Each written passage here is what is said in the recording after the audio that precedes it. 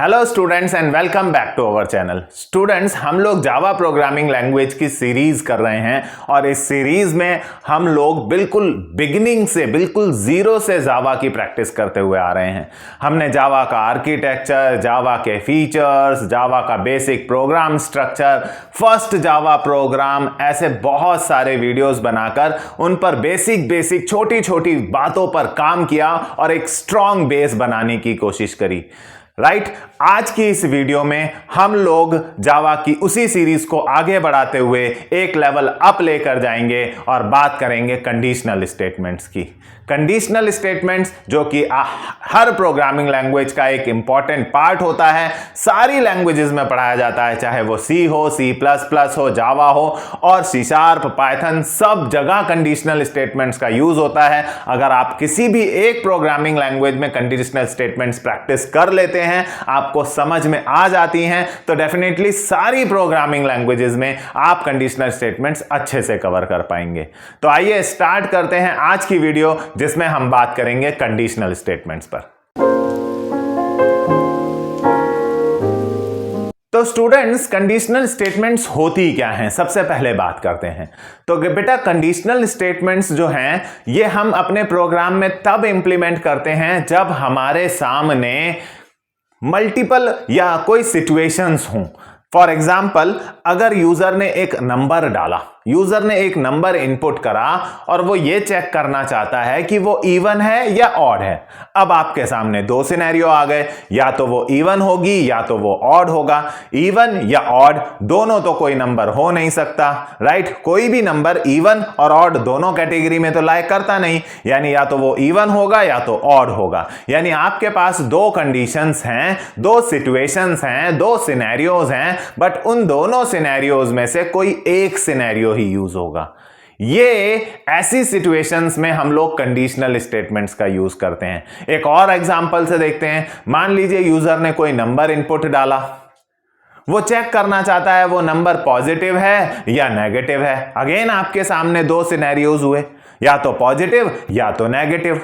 अब होगा तो या तो पॉजिटिव होगा या तो नेगेटिव, दोनों तो नहीं हो सकता। दोनों में से कोई एक सिचुएशन ही फुलफिल होगी, यानी यहां पर आपको कंडीशनल स्टेटमेंट्स यूज करनी है। एक कंडीशन ये, एक कंडीशन ये, बट दोनों में से कोई एक ही फुलफिल होगी, राइट। एक और एग्जांपल देखते हैं। मान लीजिए यूजर ने कोई अल्फाबेट इनपुट करा, आपसे कहा गया ये चेक करके बताइए वो वॉवल है या कॉन्सोनेंट है। अब फिर दो सिनेरियो आ गए, वॉवल या कॉन्सोनेंट। अब होगा तो दोनों में से एक ही, या अगर वो A-E-I-O-U होगा तो वो वॉवल होगा, अदरवाइज वो कॉन्सोनेंट होगा, राइट। तो ये सिनेरियोज हैं जहां आपके सामने दो सिचुएशंस हैं। हालांकि इसके बाद हम और कंडीशनल स्टेटमेंट्स पढ़ेंगे। अभी तो मैं क्योंकि स्टार्ट कर रहा हूं तो आपको बता रहा हूं सिर्फ दो सिचुएशंस के बारे में। एज ए बिगिनर अभी सिर्फ दो सिचुएशंस कवर कर रहे हैं। इससे जस्ट अगली वीडियो में हम मल्टीपल सिचुएशंस की तरफ चलेंगे, जहां हम देखेंगे दो से ज्यादा सिनेरियोज हों तब उनको कैसे हैंडल किया जाता है।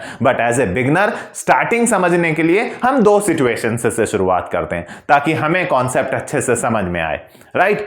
तो भाई, अगर आपके सामने कभी दो सिचुएशंस आ जाएं प्रोग्राम बनाते वक्त कि भाई चेक करो या तो ये या तो ये, राइट, लेकिन ध्यान रखना कि या तो ये वाला ट्रू होगा या तो ये वाला ट्रू होगा, कभी भी दोनों ट्रू नहीं होंगे। या तो इवन होगा या तो ऑड होगा, कभी दोनों नहीं होंगे। या तो पॉजिटिव होगा या तो नेगेटिव होगा, कभी दोनों नहीं होंगे।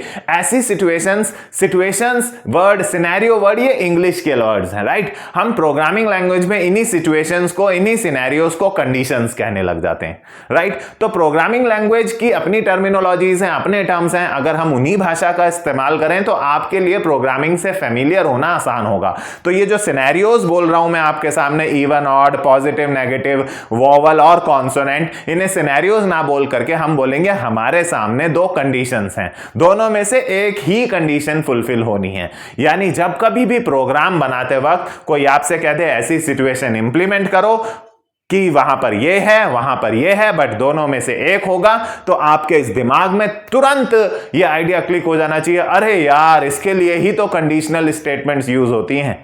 कंडीशनल स्टेटमेंट्स इसीलिए हैं कि जब हमारे सामने दो सिचुएशंस, दो कंडीशंस हों और हमें उनमें से किसी एक तरफ ही आगे बढ़ना है, बस समझ जाइए कंडीशनल स्टेटमेंट्स का यूज आ गया। अब दो से ज्यादा होंगी वो भी बात करेंगे, बट आज की वीडियो में हम लोग सिर्फ दो पर बात करने वाले हैं, राइट।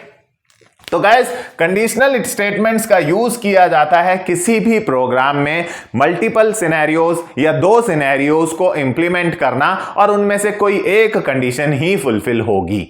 अगर मल्टीपल भी होंगे ना भाई, 5 सिचुएशंस होंगी, 6 सिचुएशंस होंगी, 10 कंडीशंस होंगी, तो भी उनमें से फुलफिल एक ही होती है, ध्यान रखिएगा, राइट। तो जब कभी भी आपके सामने मल्टीपल सिचुएशंस हो, 2 सिचुएशंस हो, 3 सिचुएशंस हो, 4 सिचुएशंस हो, 5 कंडीशंस हो, राइट, तो उनमें से आपको चूज किसी एक को ही करना है, तो आपका दिमाग प्रोग्रामिंग में बोलने लगे, अरे यही तो जरूरत है, यही वो सिनेरियो है जहां पर कंडीशनल स्टेटमेंट्स का इस्तेमाल किया जाता है। तो देखिए मेरे क्वेश्चंस को, कंडीशनल स्टेटमेंट्स जो हैं वो कई तरह की हैं, जैसे एक इफ एल्स है, राइट, इफ एल्स है, देन स्विच केस है, बहुत ये सब हैं, बट हम लोग आज की वीडियो में सिर्फ पहला कवर करने जा रहे हैं, कॉल्ड इफ एल्स। सिर्फ इफ एल्स पर बात करेंगे, इफ एल्स पर। गाइज, इसका हम इस्तेमाल करते हैं, it is used to implement 2 conditions in a program. 2 conditions अगर आपको हम एक प्रोग्राम में इंप्लीमेंट करनी है तो हम इफ एल्स का इस्तेमाल करेंगे। 2 सिचुएशंस, 2 कंडीशंस, सिचुएशन, सिनेरियो, जो आपको बोलना हो। इसे यूज कैसे किया जाता है जावा में, उसका सिंटैक्स देख लेते हैं। इसको लिखने का तरीका अगर हम देखें तो आपको पहले इफ लिखना पड़ेगा, ब्रैकेट में अपना सिनेरियो लिखना पड़ेगा, अपनी कंडीशन लिखनी पड़ेगी, फिर कर्ली ब्रेसेस लगाने होंगे। यहां आपको पहली कंडीशन के हिसाब से, फर्स्ट कंडीशन के हिसाब से कोड लिखना होगा, राइट, इंस्ट्रक्शंस लिखनी होंगी as per first condition, as per first condition के हिसाब से यहां इंस्ट्रक्शंस लिखेंगे। ये इसको यूज करने का तरीका है।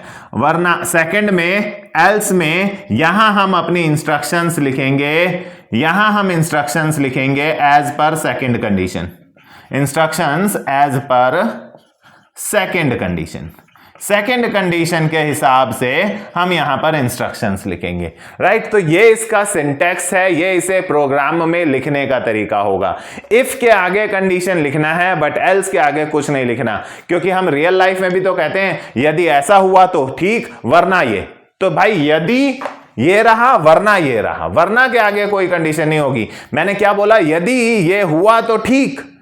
अब यदि के साथ तो मैं कंडीशन बोल रहा हूं कि यदि नंबर 2 से डिवाइड हुआ तो इवन, राइट, कंडीशन बोल रहा हूं मैं यदि के साथ। अगर हमारा नंबर, भाई इवन ऑड को कैसे पहचानते हैं आप, इवन ऑड को आप पहचानते हैं कि यदि कोई नंबर 2 से डिवाइड हुआ तो इवन, राइट। तो मैं यदि के साथ ही तो कंडीशन बोल रहा हूं, यदि नंबर 2 से डिवाइड हुआ तो इवन, यानी कंडीशन जो बोली मैंने 2 से डिवाइड हुआ वो यदि के साथ बोला, वरना ऑड, वरना के साथ मैंने कोई कंडीशन नहीं बोली, वरना मतलब अदरवाइज, मतलब एल्स यहां पर, राइट। तो इस तरह से ये सिंटैक्स है। ध्यान रखिएगा, जब इफ वाला पार्ट रन होगा, ये सारा का सारा खेल इस कंडीशन पर, यहां लिखी हुई कंडीशन पर डिपेंड करते हैं।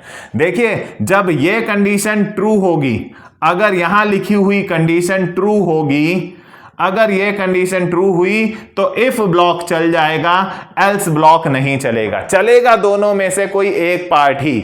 मैंने बोला कोई भी नंबर दोनों नहीं हो सकता, इवन और ऑड दोनों नहीं हो सकता, पॉजिटिव और नेगेटिव दोनों नहीं हो सकता। तो दोनों सेक्शंस में से सिर्फ एक सेक्शन ही चलेगा। सेक्शन नहीं बोलते, यहां हम बोलते हैं ब्लॉक। या तो ये वाला ब्लॉक चलेगा या तो ये वाला। तो इस पर लिखी हुई बात पर है, अगर यहां लिखी हुई बात ट्रू हुई, अगर यहां लिखी हुई बात सही साबित हुई तो इफ के अंदर वाला कोड चलेगा, वरना ये वाला कोड चलेगा। अगर यहां लिखी हुई बात फेल हो गई, फेल मतलब फॉल्स हो गई, तो इफ के अंदर का कोड नहीं चलेगा, एल्स के अंदर का कोड चलेगा। यानी रन तो ओनली 1 ब्लॉक ही होगा, only one block will run. Run तो कोई एक ही होगा, या तो इफ ब्लॉक चलेगा वरना एल्स ब्लॉक चलेगा कोई एक ही। अब ये तय कौन करता है कि दोनों में से कौन चलेगा? तय करेगी यहां लिखी हुई आपकी कंडीशन, यहां लिखी हुई आपकी बात। अगर हां हुई तो इफ के अंदर का कोड चल जाएगा, हां होने पर यानी ट्रू होने पे इफ के अंदर का कोड चल जाएगा, और ये वाला ऑटोमेटिकली स्किप हो जाएगा, ऑटोमेटिकली। लेकिन अगर यहां वाली बात फेल हुई मतलब फॉल्स हुई तो ये वाला कोड स्किप हो जाएगा, ये वाला ब्लॉक रन हो जाएगा। तो ये तो बहुत बातें कर ली हमने इफ एल्स पर, राइट। आइए इसे प्रोग्राम के फॉर्म में इंप्लीमेंट करके देखते हैं। तो गाइज लास्ट वीडियो में मैंने आप लोगों को स्कैनर क्लास की मदद से यूजर से इनपुट लेना सिखाया था। हमने देखा था कि यूजर से कैसे इनपुट लिया जाता है, 2 नंबर को ऐड करने का, स्वैप करने का, छोटे छोटे प्रोग्राम्स बनाए थे। वो चीज आपको अच्छे से याद हो जानी चाहिए। अगर आपने नहीं देखी है तो आज की वीडियो से पहले जाकर इससे जस्ट पहले वाली यूजर इनपुट कैसे लिया जाता है एक जावा के प्रोग्राम में जरूर देखिएगा, क्योंकि हर प्रोग्राम में मैं इनपुट लिया करूंगा, राइट। तो अगर आपको याद हो तो मैंने आपसे कहा था कि हम लोग ऊपर एक लाइब्रेरी अटैच करेंगे, पैकेज अटैच करेंगे। जावा में लाइब्रेरी को पैकेज कहते हैं, और मैंने कहा था java.util, और अभी मैंने आपसे कहा था स्टार लगाकर चलिए। फिलहाल हमारी को एक क्लास बनानी है, जैसा लास्ट वीडियो में बात करा मैंने। क्लास का नाम, जिस चीज का प्रोग्राम आप बना रहे हैं वैसा ही नाम रखिए। तो सपोज मैं प्रोग्राम बना रहा हूं, मैंने एक प्रोग्राम बनाना है to check a number is positive और नेगेटिव। एक नंबर चेक करना है कि वो नंबर पॉजिटिव है या नेगेटिव है। अब बेटा इधर अगर हम इस प्रोग्राम को बनाने चलें, जरा ध्यान से समझिए, इस प्रोग्राम का एनालिसिस करो। कोई भी प्रोग्राम लिखने से पहले उस क्वेश्चन को समझने की कोशिश करो। तो बेटा इस प्रोग्राम में एक नंबर के बारे में बात हो रही है। चलो ये तो हमें पता चला कि इस प्रोग्राम में सिर्फ एक नंबर की बात हो रही है। मतलब इस प्रोग्राम को एनालिसिस करने के बाद मुझे पता चला कि आपको 1 नंबर यूजर से इनपुट लेना पड़ेगा, यूजर से एक नंबर इनपुट लेना पड़ेगा। यह बात मुझे इस प्रोग्राम से समझ में आई। चलिए फिर वो कह रहा है आपको चेक करना है पॉजिटिव या नेगेटिव। यानी यहां पर मेरे सामने 2 सिनेरियोज हैं भाई, 2 सिनेरियोज आ गए, 2 कंडीशंस आ गई।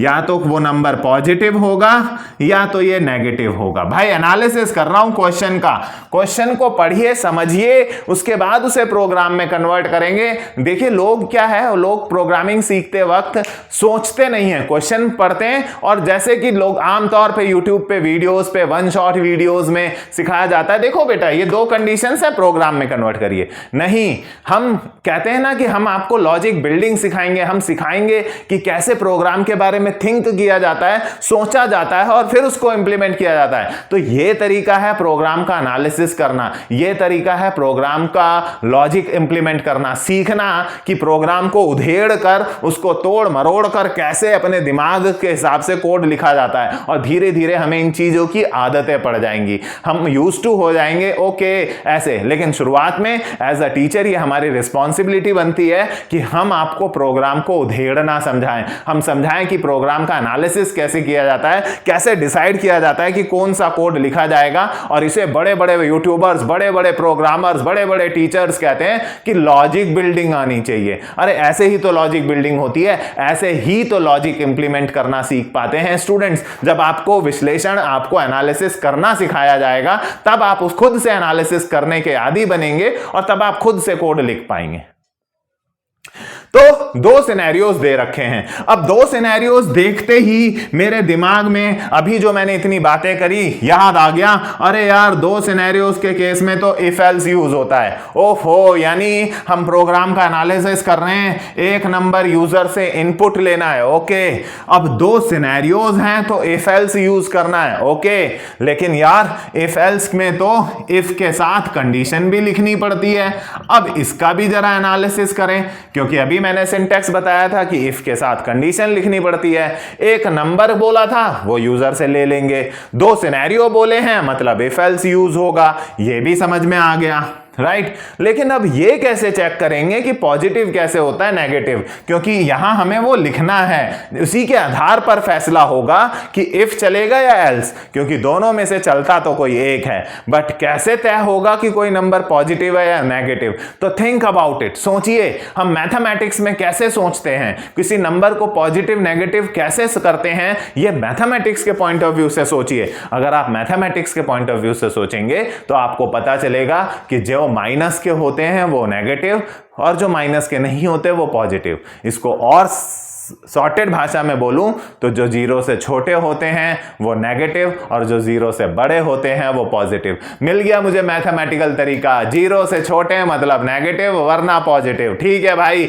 मिल गया मुझे इन दोनों को टेस्ट करने का तरीका, जीरो से छोटे मतलब नेगेटिव, बड़े तो पॉजिटिव। चलिए तो अब मैं बना डालूंगा। मेरे को एक नंबर यूजर से इनपुट लेना है, किस चीज का प्रोग्राम है, पॉजिटिव नेगेटिव का।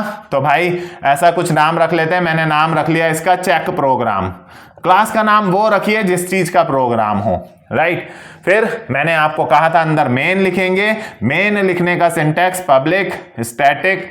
लास्ट वीडियोस में मैंने सब कुछ डिटेल में बताया है, क्यों पब्लिक लिखा जाता है, क्यों स्टैटिक, पीछे जाके प्लेलिस्ट में आप देख सकते हैं। इन सारे वर्ड्स पर बात करी है कि स्टैटिक का मतलब क्या होता है, वॉइड का मतलब क्या होता है, मेन का मतलब क्या होता है, पब्लिक क्यों लिखा जाता है, ये स्ट्रिंग आर्ग्स क्यों लिखा जाता है, ये सब हमने कवर किया है प्रीवियस वीडियोज में, राइट। यहां लिखा एक एक वर्ड इंपोर्ट, ये सब पर बात करी है प्रीवियस वीडियो में। तो सबसे पहले यूजर से हमें एक इनपुट लेना है, एक नंबर इनपुट लेना है, फिर सिनेरियोज इफ एल्स से बिल्ड करने हैं। आइए करते हैं। तो यूजर इनपुट से लेने के लिए प्रीवियस वीडियो में, इससे जस्ट पहली वीडियो में मैंने आपको बोला था इस पैकेज के अंदर, इस लाइब्रेरी में, इस पैकेज में एक प्री डिफाइंड क्लास है, हम उसका यूज करेंगे। पहले यूजर की स्क्रीन पर एक मैसेज तो भेजें, printf एंटर अ नंबर। यार जब तक यूजर को स्क्रीन पर आउटपुट स्क्रीन पर कोई मैसेज नहीं मिलेगा तब तक वो कैसे नंबर प्रेस करेगा, राइट। तो होगा क्या, यूजर की जो भी आउटपुट स्क्रीन होगी, जैसा आप एटीएम पर जाते हैं तो आपके सामने एक आउटपुट स्क्रीन आती है, वहां मैसेज लिखा आता है कि इंसर्ट योर कार्ड, तो आप इंसर्ट करते हो। वहां मैसेज लिखा आता है एंटर योर पिन नंबर, तो आप पिन नंबर इंसर्ट करते हो। वो कहता है type the amount to withdrawal, तो आप टाइप करते हो। यानी मैसेज चाहिए पहले, तब आप एक्शन लेते हैं। तो सॉरी मैं सी में चला गया भाई। यहां पर हम लोग यूज करते हैं सिस्टम डॉट आउट, इस पर भी मैंने एक वीडियो बनाई है फर्स्ट प्रोग्राम नाम से, राइट। एंटर अ नंबर, तो ये क्या करेगा, system.out.println क्या करेगा गाइस, ये आपके इस मैसेज को स्क्रीन पर फ्लैश कर देगा। ये क्या होता है, सिस्टम क्या होता है, आउट क्या होता है, println लास्ट, इससे पहले की वीडियोस में मैंने बात करी हुई है। ओवरऑल आप समझे कि इस पर जो भी मैसेज आपने लिखा है वो एज इट इज आपकी स्क्रीन पर फ्लैश हो जाएगा। अगर सी लैंग्वेज आती है तो वहां पर printf करता था, राइट। C++ आती है तो वहां सी आउट करता था, और अगर नहीं आती है तो ध्यान दें यहां जो भी मैसेज है वो एज इट इज स्क्रीन पर होगा। फिर लास्ट वीडियो में मैंने कहा था आपको स्कैनर क्लास का एक एस नाम का या किसी भी नाम का एक ऑब्जेक्ट बनाना पड़ेगा जो यूजर से इनपुट लेने के लिए, जिसके पास प्री डिफाइंड फंक्शंस हैं, जिसके पास प्री डिफाइंड फंक्शंस हैं यूजर से इनपुट लेने के लिए, राइट। तो एक n नाम का वेरिएबल लिया, सब कुछ वही हो रहा है जो लास्ट वीडियो में मैंने आपको सिखाया है। इससे जस्ट प्रीवियस वाली वीडियो जरूर देख कर आइएगा। और यूजर से पहला नंबर, यूजर वहां स्क्रीन पर जो भी पहला नंबर डाल रहा है, वो जो भी नंबर यहां डालेगा, मान लीजिए 7, उसे कैच करके n में पहुंचा दिया। तो ये 7 इस n में पहुंचाने का काम ये नेक्स्ट इंट करेगा, जो यहां से डाले गए नंबर को n में पहुंचा देगा। अब यूजर ने जो भी नंबर डाला है वो n में पहुंच चुका है मेरे भाई। अब हमें चेक करना है ये पॉजिटिव है या नेगेटिव। देखिए एक प्रोग्राम के अंदर 3 पार्ट्स होते हैं। एक प्रोग्राम में पहला पार्ट होता है इनपुट लेने का, जो कि मैं कर चुका हूं। यूजर के सामने एक स्क्रीन पर मैसेज भेज दिया, यूजर जो भी डालेगा उसे कैच कर लिया n में, इनपुट का काम हो गया है। अब हमें तैयारी करनी है सेकेंड पार्ट की, यानी कैलकुलेशन पार्ट की। और उसके बाद हम आउटपुट पर बात करेंगे, फिर हम बात करेंगे रिजल्ट पर। फिलहाल कैलकुलेशन तो कैसे चेक करूं कि ये पॉजिटिव है या नेगेटिव, तो अभी मैंने बोला था यदि n में डाला गया नंबर, अभी बोलेंगे कैसे, यदि n में डाला गया नंबर 0 से छोटा है, यदि n में डाला गया नंबर 0 से छोटा है तो system dot out dot println message आ जाएगा नेगेटिव। ये लो जी, हो गया काम खत्म। वरना कैसे लिखते हैं, एल्स, वरना system dot out dot println positive. ये लो भाई, कितना आसान है, कितना इजी था दो कंडीशंस को इंप्लीमेंट करना। ये एल्स का ब्लॉक पूरा हुआ, यहां मेन का ब्लॉक पूरा हुआ, यहां ये क्लास पूरी हुई। तो यूजर ने मान लीजिए डाला नंबर 7, n में पहुंचा 7, चेक होगा, ये है कंडीशन, इसे कहते हैं कंडीशन, जिसके आधार पर टेस्टिंग हो रही है कि ये मैसेज आएगा या ये मैसेज आएगा। ये है कंडीशन जो तय करेगी, डिसाइड करेगी। तो यदि हिंदी में पढ़ रहा हूं, यदि n में डाला गया नंबर लेस देन हो, छोटा हो 0 से, राइट, तो क्या n में डाला गया नंबर 0 से छोटा है, वो चेक करेगा। यदि n में डाला गया नंबर 0 से छोटा हो, क्या n में डाला गया 0 से नंबर छोटा है, नो, नहीं, यानी ये कंडीशन फेल हो गई, फॉल्स हो गई। अगर ये कंडीशन फॉल्स हो गई, फेल हो गई, तो ये पूरा ब्लॉक स्किप हो जाएगा दोस्तों, और ये पूरा ब्लॉक स्किप हो जाएगा तो ये वाला ब्लॉक चल जाएगा।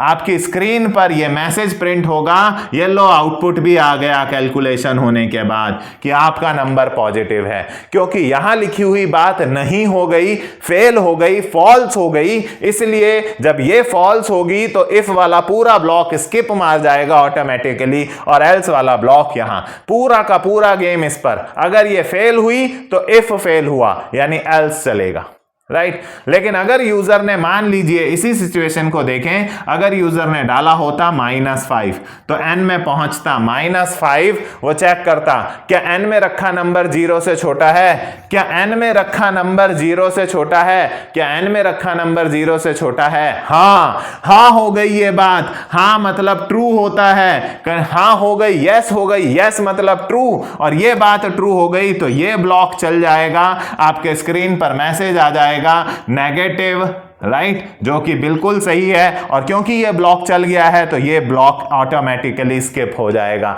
यहां वाली बात हाँ हुई तो ये ब्लॉक चला, ये स्किप, और यहां वाली बात ना हुई तो ये ब्लॉक स्किप और ये ब्लॉक चलेगा दोनों में से एक ही, क्योंकि आपको मैंने स्टार्टिंग में बोला 2 सिचुएशंस हैं, उनमें से होगी तो एक ही, राइट। तो ये लीजिए कितनी आसानी से हमने यहां एल्स खत्म करा, ये मेन के करली ब्रेसेस बंद करे, यहां क्लास के ब्रेसेस बंद करे। चलिए एक और नंबर चेक कर लेते हैं कि भाई एक नंबर जो है वो इवन है या ऑड है, एक नंबर इवन है या ऑड है, ये चेक कर लेते हैं। अब इसमें यहां तक तो सब कुछ सेम ही रहने वाला है, क्योंकि यूजर के आगे हमें मैसेज डालना ही होगा कि एक नंबर इनपुट कीजिए। तो चलिए यहां तक तो ठीक है, यूजर जो भी नंबर डालेगा, मान लीजिए यूजर ने डाल दिया 15, तो वो n में पहुंच जाएगा 15। अब हमारे सामने 2 रास्ते हैं, या तो वो इवन होगा या तो वो ऑड होगा। 2 रास्ते होंगे, 2 सिनेरियो होंगे, 2 सिचुएशंस होंगी, 2 कंडीशंस होंगी। तो आपको तुरंत समझ जाना चाहिए, ओ भाई ये तो इफ एल्स से होने वाला है, ये तो इफ एल्स से होगा दोस्त, क्योंकि 2 सिचुएशंस हैं, राइट। अब इफ एल्स भी पता चल गया कि इफ एल्स लगना है, बट अब ये सोचना पड़ेगा कि इफ में लिखूं क्या लिखूं, इफ में कैसे टेस्ट करूं कि इवन या ऑड। तो भाई फिर मुझे मैथमेटिक्स की तरफ जाना होगा। जो नंबर 2 से पूरी तरह डिवाइड हो जाते थे वो इवन, वरना ऑड, ठीक है। तो यदि n में डाला गया नंबर 2 से डिवाइड होकर 0 आए रिमाइंडर, तो भाई system dot out dot println, ये लीजिए system dot out dot println, ये आपके सामने इवन प्रिंट करेगा। वरना मतलब else system dot out dot println, ये आपके आगे ऑड प्रिंट करेगा, ये लीजिए, ये मेन कंप्लीट हुआ और ये क्लास कंप्लीट हुई। ये मैंने क्या लिख डाला यहां पर, n% 2 इक्वल टू 0। मतलब बेटा इसका मतलब ध्यान से समझिएगा, अगर यूजर ने मान लीजिए n में कोई नंबर डाला है, मान लीजिए 15 डाला है, अब मैंने कहा है उस n में डालेगा, यूजर ने जो भी नंबर डाला है उस नंबर को 2 से डिवाइड किया जाए। तो 2 से डिवाइड होगा, 2 7 जा 14, यहां बचा 1। पॉइंट में डिवाइड नहीं होता, ध्यान रखिएगा। ये जो बचा ये परसेंटेज का मतलब रिमाइंडर होता है, ध्यान रखिएगा। इस रिमाइंडर को यहां मेथड प्रोग्रामिंग में परसेंटेज मॉड्यूलस या मॉड के साइन से कहा जाता है। इस रिमाइंडर को चेक करने के लिए हम परसेंटेज लगाते हैं। तो आपके डाले गए नंबर को 2 से डिवाइड करने के बाद रिमाइंडर अगर इक्वल्स बचे 0 के, कंपैरिजन के लिए डबल इक्वल्स लगता है प्रोग्रामिंग लैंग्वेज में। कंपैरिजन करने के लिए डबल इक्वल्स लगता है, क्योंकि सिंगल इक्वल जैसे कहीं आपने लिख दिया मान लो a इक्वल टू 10, तो इसका मतलब है यहां की वैल्यू इसमें डाली जा रही है। सिंगल इक्वल जो है वो वैल्यू डालने का काम करता है, वैल्यू असाइन करने का। ये देखिए यहां पर सिंगल इक्वल लगा है, मतलब यूजर जो भी इनपुट डालेगा वो n में डल जाएगा। यहां सिंगल इक्वल लगा है, यहां जो भी ऑब्जेक्ट बन रहा है वो s में चला जाएगा। तो ये जो सिंगल इक्वल है यहां प्रोग्रामिंग में, वो एक वैल्यू दूसरे में कॉपी करने का काम करता है। यहां सिंगल इक्वल यहां की वैल्यू यहां कॉपी करने का काम करता है, इससे कंपैरिजन नहीं होते। कंपैरिजन करने के लिए डबल इक्वल्स। तो बेटा अगर n में डाला गया नंबर 2 से डिवाइड होगा और रिमाइंडर अगर कंपेयर करो 0 से, रिमाइंडर क्या 0 आ रहा है? नहीं आ रहा। नहीं आ रहा मतलब ये कंडीशन फेल हो गई। यूजर ने 15 डाला है, 15 को 2 से डिवाइड करा, पॉइंट में डिवाइड होता नहीं, 2 से 7 पे गया 14, रिमाइंडर 1 बच रहा है। क्या वो 0 के इक्वल आ रहा है? नहीं आ रहा। कंडीशन फेल हो गई, फॉल्स हो गई, ये वाली बात नहीं हो गई। और जब यहां लिखी हुई बात नहीं होती है तो इफ ब्लॉक पूरा का पूरा फेल हो जाता है, ऑटोमेटिकली एल्स ब्लॉक चल जाएगा, आपकी स्क्रीन पर आ जाएगा ऑड, राइट। लेकिन अगर यूजर ने डाला होता मान लीजिए 8, यूजर ने सपोज करो 8 डाला होता, तो वो चेक करता, वो 8 को चेक करता, राइट। वो 8 को चेक करता, n में डाले गए नंबर को 2 से डिवाइड करो और रिमाइंडर चेक करो। 2 4 जा 8, 0, रिमाइंडर चेक करा, क्या वो 0 है? क्या रिमाइंडर 0 है? n में डाले गए नंबर को 2 से डिवाइड करो, रिमाइंडर चेक करो, क्या वो 0 है? हाँ। क्या वो 0 है? हाँ। ये बात ट्रू हो गई, यस हो गई, ट्रू हो गई। और अगर यहां लिखी हुई कंडीशन ट्रू हो गई तो इफ ब्लॉक चलेगा, आपके स्क्रीन पर मैसेज आएगा इवन। और क्योंकि इफ चल गया है तो अब एल्स ब्लॉक नहीं चलेगा, क्योंकि चलेंगे तो दोनों में से कोई एक ही, राइट। तो ये देखिए एक हुआ इवन और ऑड का प्रोग्राम। मान लीजिए अगर मैंने आपसे कहा कि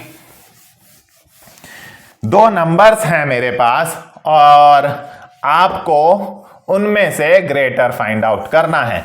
आपको मैंने बोला program to find greater between 2 numbers. ये लीजिए, अब जरा इसका एनालिसिस करें। अगर हम इस प्रॉब्लम का एनालिसिस करें तो भाई यहां 2 नंबर पर बात हो रही है, तो इसका मतलब मुझे यूजर से इनपुट लेने होंगे 2 नंबर। इतना मुझे समझ में आया, यूजर से 2 नंबर्स इनपुट लेने हैं। जितना मुझे समझ में आया उतना तो शुरू करूं। प्रोग्राम का नाम क्या रख लूं? किस चीज का है? ग्रेटर का है, तो नाम भी ऐसा ही रख लो। जिस चीज का नाम हो, क्लास का नाम कोशिश करो वही हो, थोड़ा मीनिंगफुल लगता है। चलिए 2 नंबर्स की बात हो रही है, मतलब यूजर से 2 नंबर्स इनपुट लेने हैं। तो यहां स्क्रीन पर मैसेज भी दे दिया जाए, एंटर 2 नंबर। यूजर के सामने स्क्रीन पर मैसेज आएगा एंटर 2 नंबर्स। अब अगर यूजर के सामने स्क्रीन पर एंटर 2 नंबर्स का मैसेज आएगा तो डेफिनेटली वो कोई 2 पहला नंबर डालेगा, एंटर प्रेस करेगा, दूसरा नंबर डालेगा। तो पहला नंबर कैच कर लेता हूं यहां मान लो a नाम के वेरिएबल में, और दूसरा नंबर भी कैच करना है तो सेम यही कोड, नेक्स्ट इंट पहला नंबर रीड करेगा, int b equal to s dot next int, ये दूसरा नंबर रीड करेगा। पहला नेक्स्ट इंट पहला नंबर रीड करके ए में डाल देगा, मतलब ए में 7 पहुंचा देगा। दूसरा नेक्स्ट इंट दूसरा नंबर रीड करके बी में पहुंचा देगा, बी में 5 पहुंच गया। तो जितना मुझे प्रोग्राम समझ में आया उसके हिसाब से एक प्रोग्राम के 3 पार्ट्स होते हैं। पहला पार्ट इनपुट का होता है, वो काम मैंने कर लिया। अब मुझे कैलकुलेशन पार्ट की तरफ चलना है, मुझे पता लगाना है उसने बोला क्या है। उसने बोला है फाइंड करना है ग्रेटर, फाइंड करना है ग्रेटर। ओके, अब फाइंड करना है तो मुझे मैथमेटिक्स की तरफ जाना होगा। 2 नंबर में से बड़ा कौन सा कैसे चेक करते हो? वो आप करते हो ना, 7 बड़ा है 5 से, ऐसे ये साइन लेते हैं ग्रेटर देन का, या 5 छोटा है 7 से, ये लेस देन, ग्रेटर देन, ये वाले सिंबल्स यूज होते हैं मैथमेटिक्स में। तो यार पता लगाने के लिए कौन बड़ा है कौन छोटा, तो बस हमें लॉजिक मिल गया। ओहो, ग्रेटर देन लेस देन के साइन से पता लगता है कि कौन बड़ा है छोटा। तो भाई आ जाइए, 2 ही कंडीशन है। कंडीशन अब कितनी है यहां पर? अगर आप सोचें तो आपके पास 2 नंबर हैं, एक ए में है एक बी में है। अब या तो ये ग्रेटर होगा,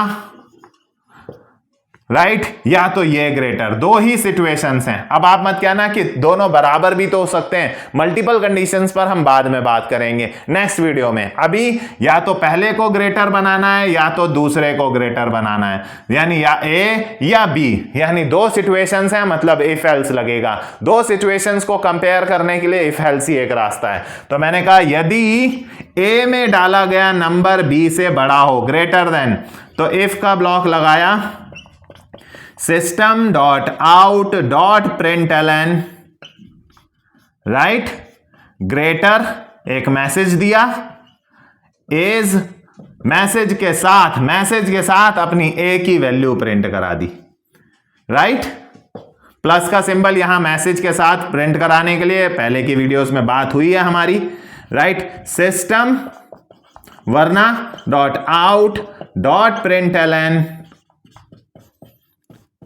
ग्रेटर इज बी की वैल्यू प्रिंट करा दी। ये लीजिए, ये मेन का करली ब्रैकेट क्लोज और ये क्लास का। अब यूजर ने पहला नंबर डाला ए में 7 मान लीजिए, बी में डाला 5। यहां आएगा, क्या ए की वैल्यू बड़ी है बी से?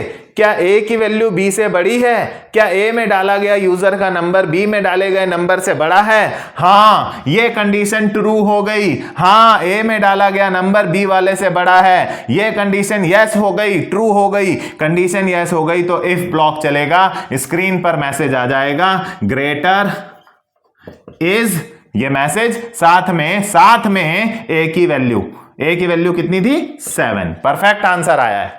लेकिन मान लीजिए यूजर ने सेकंड नंबर 50 डाला होता, तो बी में पहुंचता 50। वो फिर चेक करता, क्या ए की वैल्यू बड़ी है बी से?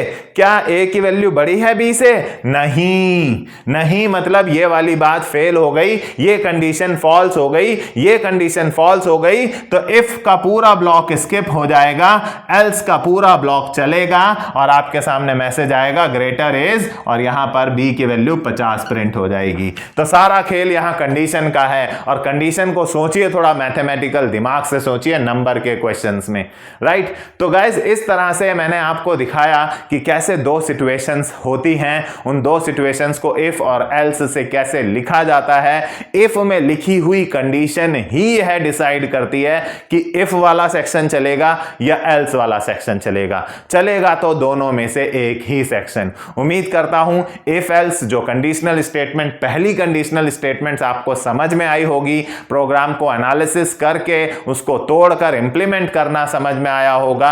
अगर आप लोगों को आज की वीडियो अच्छी लगी हो तो हमारी वीडियो को लाइक करना ना भूलें, अपने फ्रेंड्स के साथ शेयर जरूर करें और हमारे चैनल को सब्सक्राइब भी जरूर कीजिए। Thank you for watching.